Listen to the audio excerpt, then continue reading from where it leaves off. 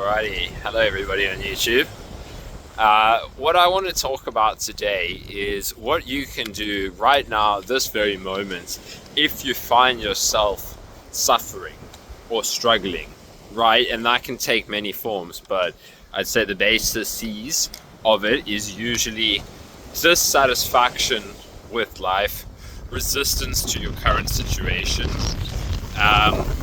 worrying about the future, ruminating on the past, so anxiety, depression, right? It's all rooted in dissatisfaction. My dog's just taking a shit on the beach, so I will have to pause and pick that up. Await the wisdom. Alright, now that we got that out the way, let's continue. So the key thing that you want to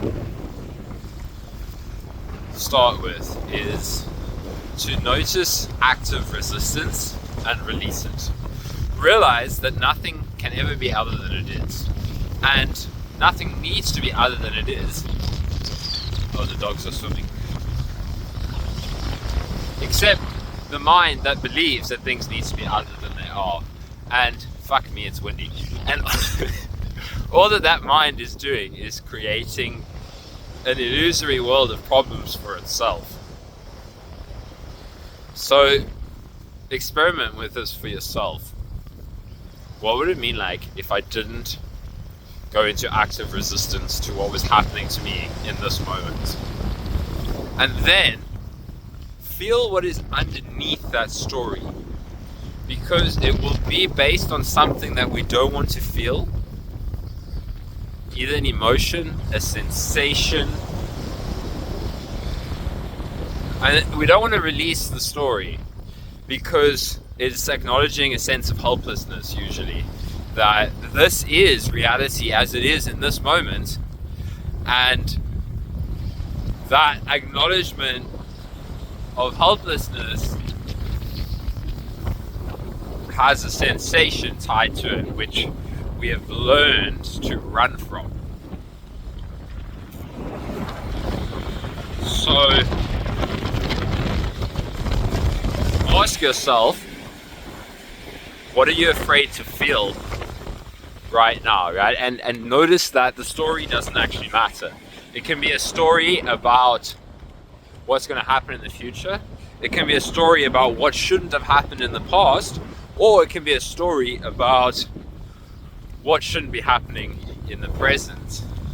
But actually, you can't have a story about the present because the story will always be referring to the past or the future, even slightly, right? Even if it feels like there's a story in the present, it has some components in the past or the future, right? There's a problem in the present, apparently, because this and this and this is about to happen, or this and this and this is busy playing out. You know, you get the point. So, really see what would it mean to release all narratives, right? And take some time with this. What's left if there's no narrative?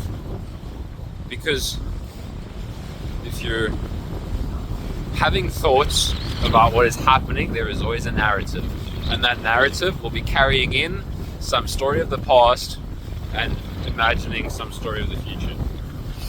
But starting to do these kind of inquiries can really give you,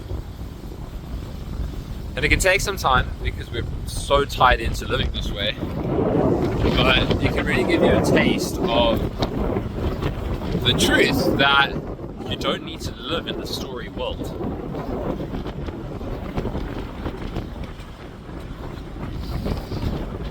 The true present moment is free of any problems. But we're terrified of the present moment. How about that? We're terrified because there's no identity, there's no control, there's no solidity, there's no map.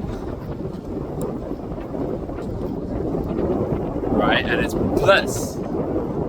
But bliss feels like fear and contraction and all of that until we keep diving into it, right? So don't listen to your mind.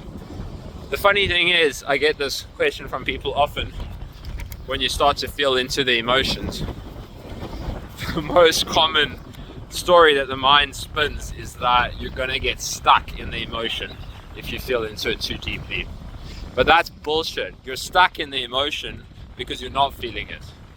The more you feel it, you get to the root sensation, and there's layers, there's patterns, there's identities, there's traumas. But the more you just focus on, what am I afraid to feel? What am I afraid to feel? What am I running from? What am I afraid to feel? Go into it, go into it. It all comes down to this deep experience of intimacy, but it's so intense for the mind that it will keep on pulling any story that will catch you, right? It can say anything. It can say, oh, I'm going to get sick if you had chronic fatigue syndrome, right? It can say, oh, I'm going to get stuck in my depression again, right? And sure, there's helpful strategies, like I'm not negating good healthy habits, but I'm saying if you want to, another shit, let's go. If you want to live free from your own suffering, going deep into the things you're most afraid to feel is liberation. And you realize you don't have to live in a story anymore, but you have to work through everything you're afraid to feel. So I will continue this on the other side. So to finish off this story, I want to say open up to the entirety of your experience as it is in any moment, and see where you're getting caught up in a story and investigate it. It's beautifully simple. Your mind can make it into all these complex stories, narratives, right? It's not complicated. It's so fucking simple. And anytime it's seemingly complicated, just inquire deeper into what you're feeling.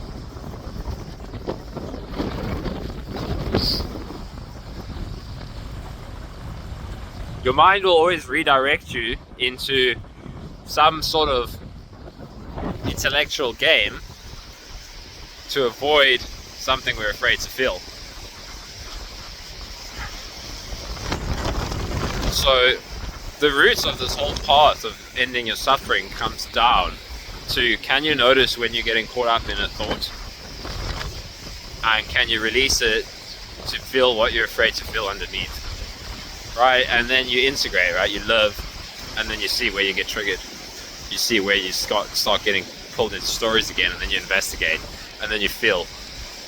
And you live as full a human life as possible, because that's going to trigger everything you're afraid of. Right? It's not about sitting in a cave for eternity. There's times when sitting and going on a meditation retreat is incredibly powerful. But basically, you just want to find, what are you afraid of, right? If you're afraid of exposing yourself to the world, then do that. If you're afraid of sitting in silence for 10 days, then do that. If you're afraid of being vulnerable around another, then do that. Because that's exactly where the juice lies. So, good luck. And know that it's worth it. It's totally fucking worth it.